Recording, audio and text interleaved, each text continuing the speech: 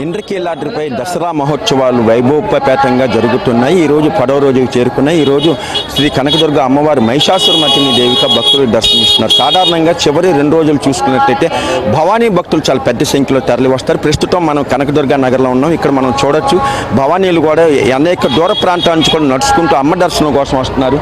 చెప్పు భవానీ, మీరు ఎక్కడి నుంచి వచ్చారు? కాకినాడ. అక్కడి నుంచి ఎలా వచ్చారు మీరు ఇక్కడికి? నడుచుకుంటూ వచ్చాం. ఎన్ని రోజులు పట్టింది? ఇవాళకి 6 రోజులు. ఎలా జరిగింది అమ్మ దర్శనం? బాగా జరిగింది. కానీ మాల విరమణ ఎలా జరుగుతోంది? బాగా జరిగింది. అంత చాలా సంతోషంగా. ఏర్పాట్లు ఎలా ఉన్నాయి? బాగానే ఉన్నాయి. చాలా బాగుంది. చెప్పు బాగుంది. ఎలా ఉన్నాయి ఏర్పాట్లు? బాగున్నాయి. జరిగింది. దర్శనం బాగా జరిగింది. అన్నీ బాగా జరుగుతున్నాయి. కానీ నడిచి వచ్చే వాళ్ళు కొంచెం ఇబ్బందిగా ఉంది బావని. నడిచి వస్తున్నారు కదండి, ఆ లైన్ నుంచి చాలా ఇబ్బంది పడుతున్నారండి. వాళ్ళు ప్రత్యేకంగా కొంచెం లైన్ ఉంటే చాలా కొంచెం బాగుంటుంది బావని. అన్నవరం నుంచి వచ్చాం మనం.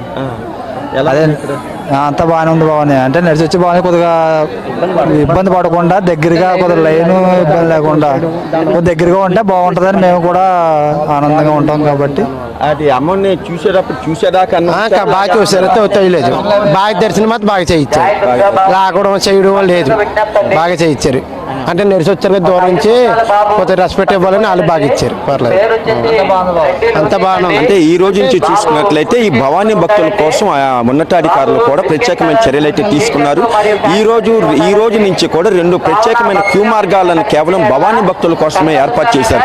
ఈ 2 క్యూ లైన్లు చూసుకున్నట్లయితే కేవలం భవానీ భక్తులు మాత్రం అనుమతిస్తారు. మిగతా 2 క్యూ లైన్లు ఏదైతే ఉన్నాయో వాటిని సాధారణ భక్తులు అనుమతిస్తారు.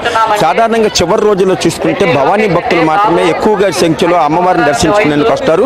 అయితే భవానీ దీక్షలు అంటే కార్తీక మాసంలో తీసుకుంటారు. కానీ దసరా సమయంలో కూడా భవానీ మాల వేసుకోవటం ఒక ఆచారంగా వస్తూ ఉంటే రాష్ట్రం నలుమూలల నుంచి కూడా లక్షలాది మంది భక్తులు ఆ భవానీ భక్తులు కూడా తరలి వచ్చే అవకాశం ఉంది. ఈ నేపథ్యంలో అధికారులు అందరూ కలిసి ఒక సమావేశం ఏర్పాటు చేసుకుని భవానీ భక్తుల కోసం ప్రత్యేకమైన చర్యలు అయితే తీసుకున్నారు. ముఖ్యంగా క్యూ మార్గాలు, అదేవిధంగా ప్రసాదాలు కూడా ఎన్ని లడ్డు ప్రసాదాలు అడిగితే అన్ని ఇచ్చేటట్టు కూడా ఇప్పటికే అన్ని చర్యలు తీసుకున్నారు.